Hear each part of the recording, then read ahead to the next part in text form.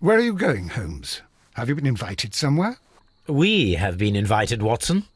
We have. Where to? To the Baker Street Irregulars' annual dinner. They sent us an invitation. It is on the table. A dinner? How could those street urchins afford anything like that? I can't understand your interest in them, Holmes. They're dirty.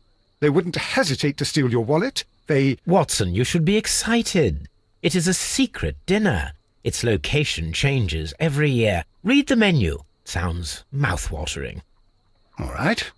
We, the secret police of Baker Street, invite you, Sherlock Holmes, and Dr. Watson to our annual dinner.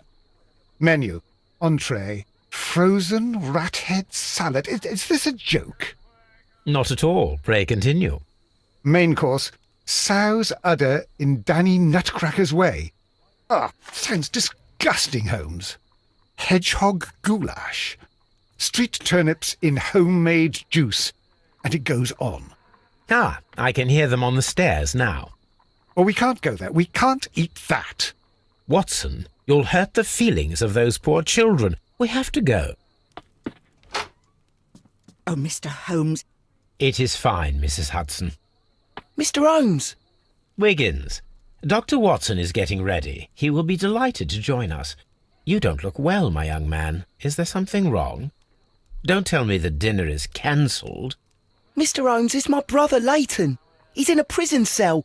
They say he's killed 2 men. You have to help us, Mr. Holmes, 'cause I know he didn't do it. Where is he now? From what I've heard, they took him to the yard, and they gave him a good beating already. You know what they're like. They'll hang him. They won't look any further. Holmes, we have to help him. Well, and forget about the dinner. Wiggins, I'll take the case. You're fantastic, Mr. Holmes. I'll be waiting for you at the crime scene. You'll be there, right? It's on Half Moon Street in Whitechapel. Very well. Before we go to Half Moon Street, let's do our usual importance routine. This case is the 6th and final one. It is called a Half Moon Walk, and this is an original case written for this game. Apologies for the issues with the last video. That was just me not being vigilant enough. Well, slightly lax, I'd say.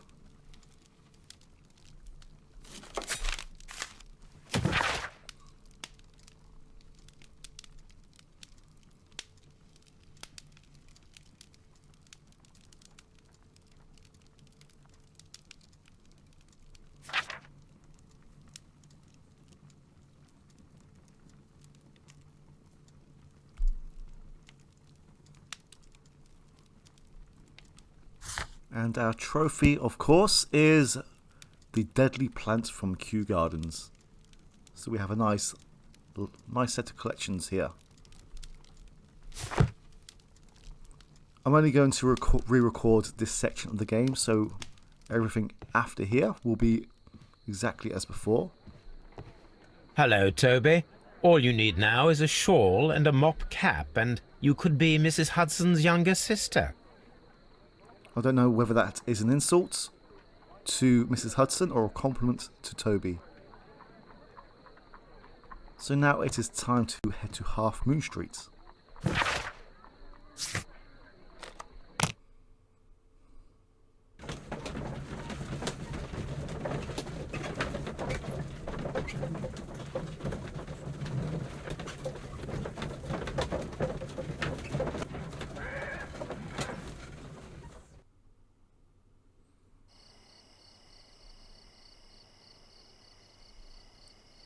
We can either, well, we can't go down these routes. The only safe passageway is down here, as this one has a rather large horse and hansom block in the way, and this way just brings up the map.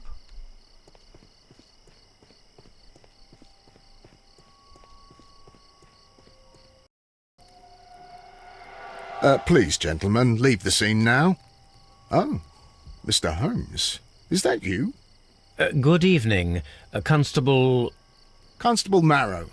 I was here with Inspector Aberline during the Ripper case, Mr. Holmes, back in '88. But then this is nothing like that case. With this one, we've got the murderer, the weapon, and the statements, which speak for themselves. Of course, Marrow. But you know that appearances can sometimes be deceiving. Who were the victims?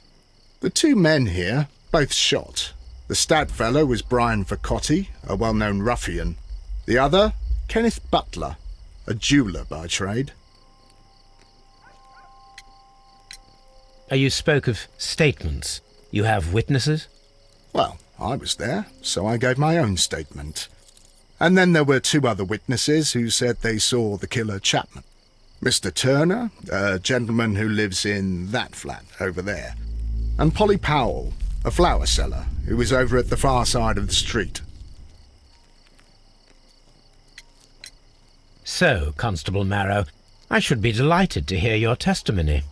I was standing at the north side of Half Moon Street. That was the side that you came from. But you would have been unable to observe this part of the street, where we are standing now. That is correct.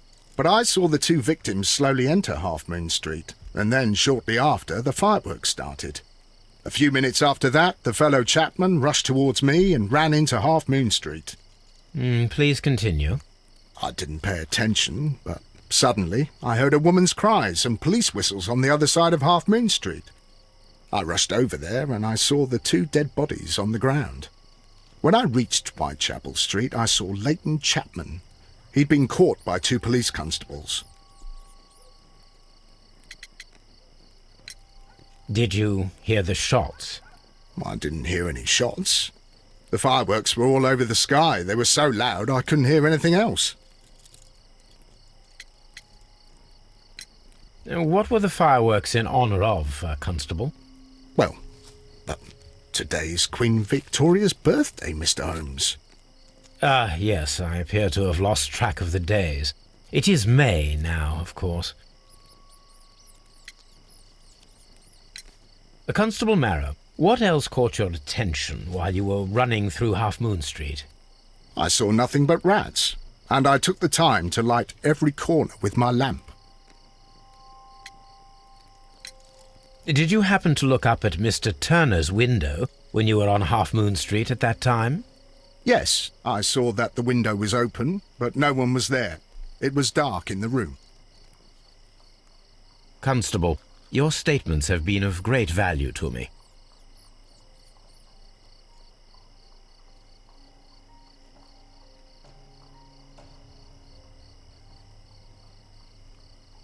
The bullet penetrated his stomach, a dreadful wound. He tried to stop the bleeding with his hand. Death was not instant.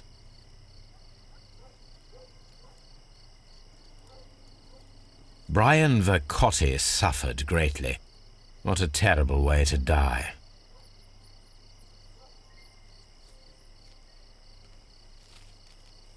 A tattoo from Westgate Prison. Vercotti must have done some time there.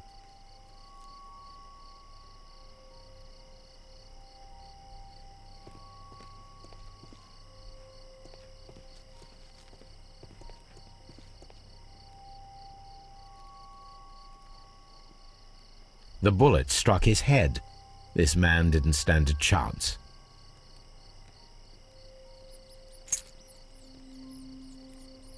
This is an ordinary key. I wonder what kind of door it opens.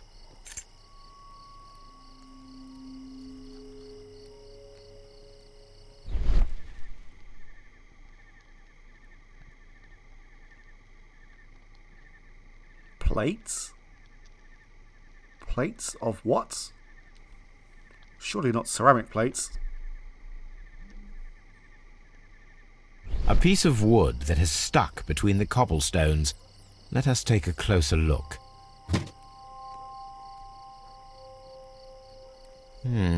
This shard of wood is quite new.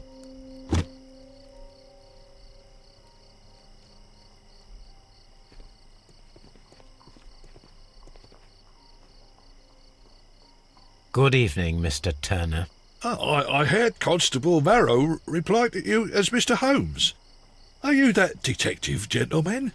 I've heard of you. And, well, I know things. Things about this evening.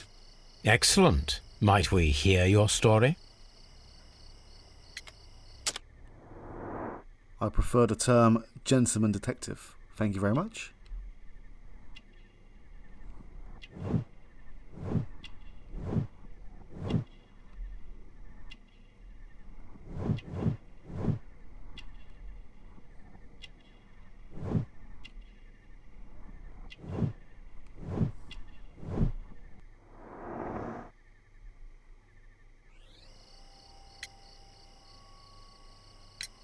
Could you tell us everything that you may have seen or heard?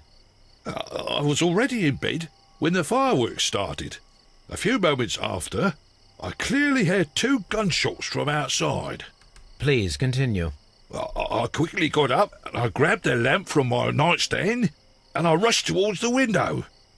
I looked down and I saw 2 bodies. And there was a man with a gun who was standing nearby. Where exactly?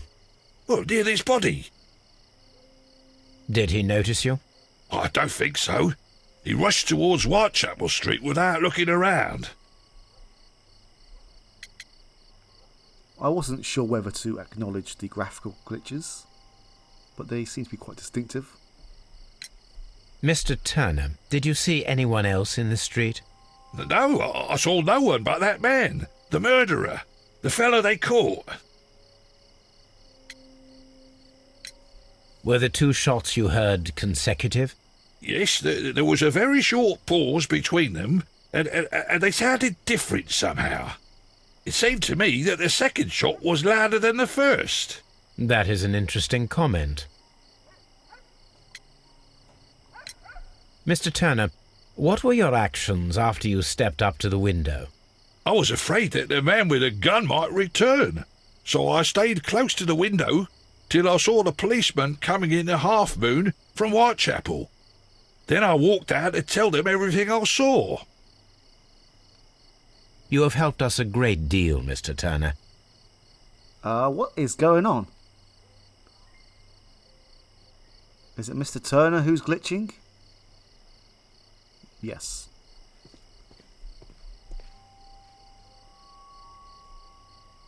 Alright, let's go and speak to Polly before we start doing any deducing. Hello there.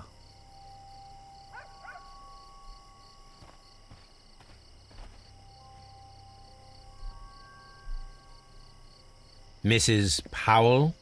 What do you want? My name is Sherlock Holmes. I'm assisting the police with their investigation of the crime that took place this evening. Well, I've already gave my testimony, but very well. Could you tell us everything that you may have seen or heard? Yes. I was selling my flowers as usual, and then the fireworks began, in honour of Queen Victoria. I enjoyed those. But then, all of a sudden, a young lad ran out of Half Moon Street and stopped just by me.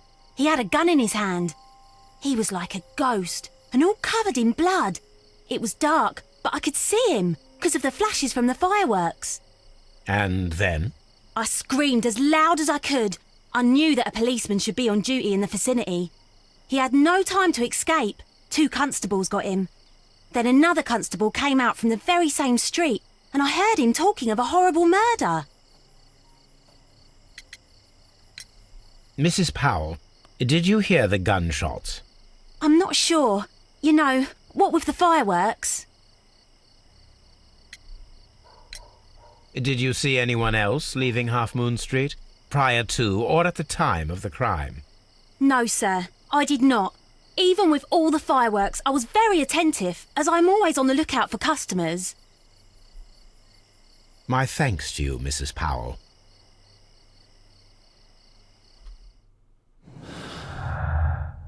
Okay, so I believe we have a contradiction.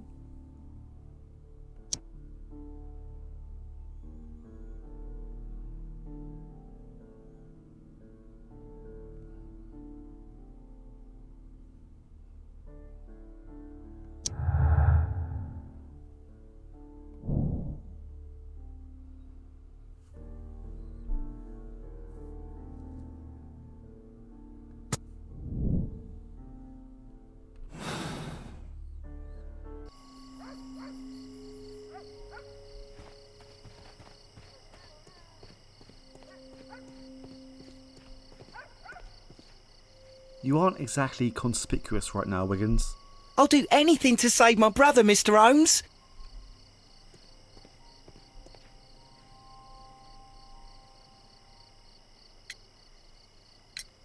Mr. Turner, you have stated that you remained close by your window after the crime, is that correct?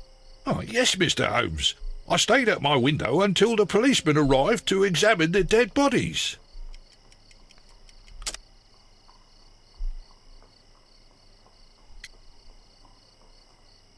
Yes, let's present him with a piece of wood. That is very interesting, Mr. Turner. Constable Marrow stated that he did not see anyone at the window when he was running through Half Moon Street. Well, I think Constable Marrow and me, we might have been distracted by the whistles and shouts coming from Whitechapel.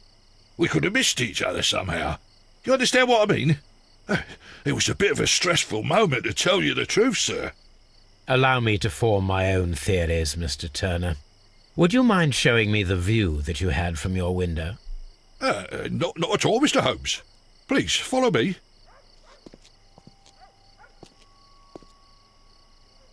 Mr. Turner appears to live very modestly. This video will primarily be in this area, so I'm going to go through some of the evidence that we have now. So the next video is not so long. Well, in terms of looking at the casebook, I mean.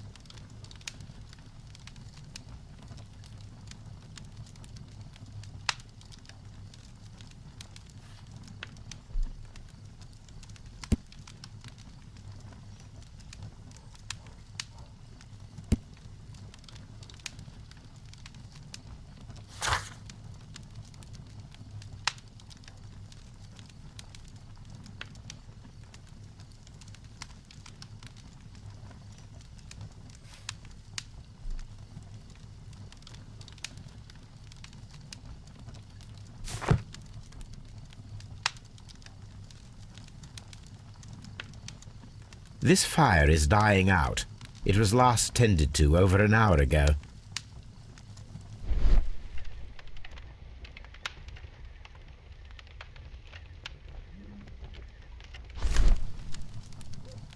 The papers are almost entirely burned. I am unable to see what's written here. These words are illegible. The papers were thrown into the fire just a short while ago.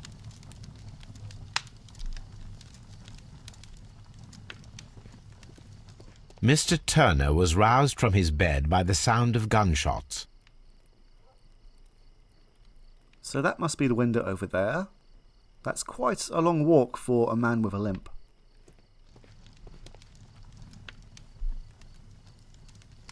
The books on this shelf are in a mess. It looks as though Mr. Turner was trying to find something in a hurry here a short while ago. Oh. This walking stick is broken. It was placed here quite recently. A perfect match. So, Mr. Turner broke his stick when it became stuck between the cobblestones. He did not mention that he was so near to the victims.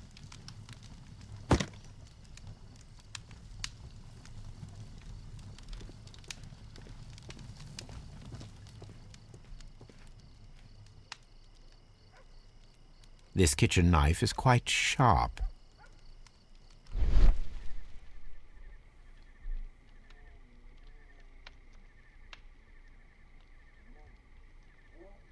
There are pieces of shredded paper scattered over the table.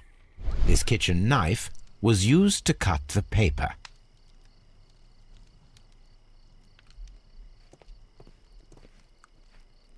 Are you okay there? You seem to be nice and relaxed. So, that's the view Mr. Turner had when he opened the window. Brian Vercotti's contorted corpse. The dead body of Kenneth Butler. Mr. Turner had a perfect view of the crime scene. He saw the bodies clearly, and Leighton Chapman standing over them. So we now need to construct the scene.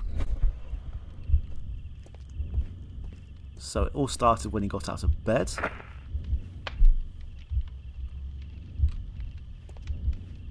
Open the window. Approached the body. Broke his stick.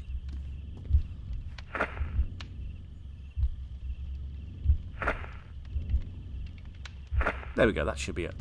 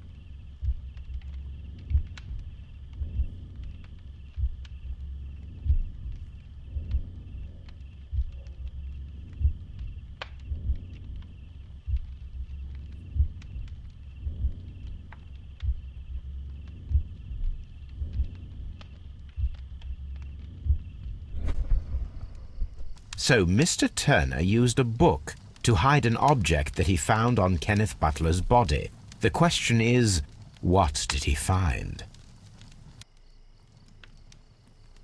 I was very tempted to press the fast forward button, but I wanted to play it out in real time.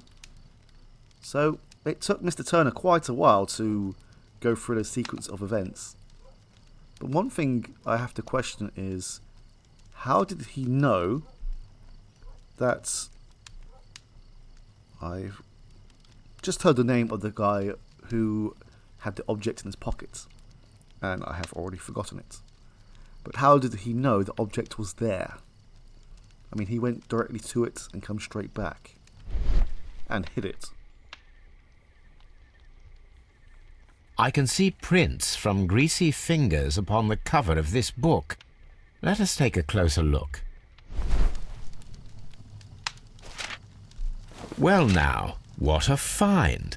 A precious jewel, concealed inside a book.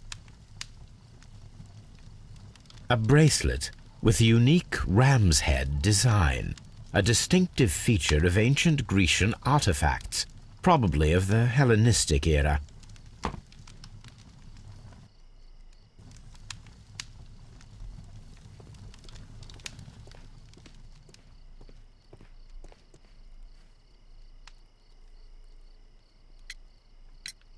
Mr. Turner, How would it be possible for a man of advanced years, such as yourself, to rush from his bed to the window in a matter of seconds, as you have stated?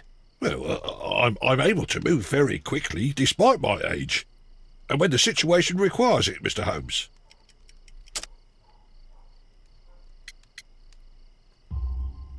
I highly doubt that, Mr. Turner. I observe that you suffer a severe limp due to your injured right leg.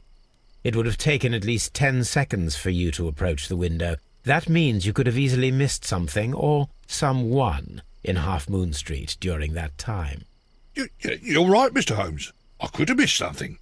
But it did seem to me that everything happened so quickly. Time can pull tricks on you.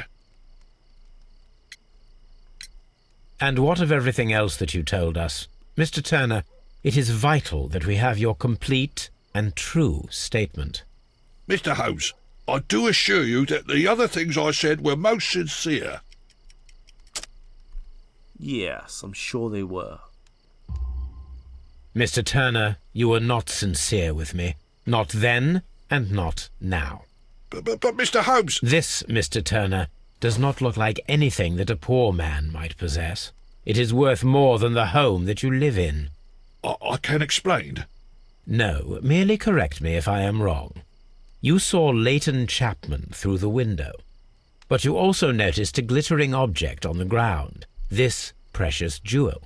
You walked down and took the bracelet from the body of Kenneth Butler, and when you heard the whistles, you hurried away. That broke your walking stick. It caught fast between the cobbles. Constable Marrow was unable to see you in the window as you were climbing up the stairs on your way back to your flat. Upon returning home, you hid the precious jewel inside a book. Mr. Holmes, please don't send me to prison. I didn't do anything bad. I'm just a poor man. When I chanced upon the bracelet, I saw it as an opportunity to make a little money. I was desperate. I only took the bracelet, that's all, I swear. You made a mistake by lying to me. But you are not a criminal. I believe that. Although I must return this bracelet to its rightful owner.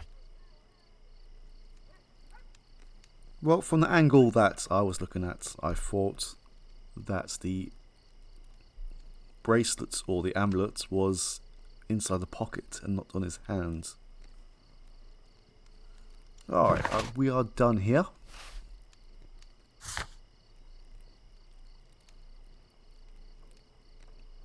We will search the archives soon, but for now we are going to go to Scotland Yard as we need to speak to Leighton.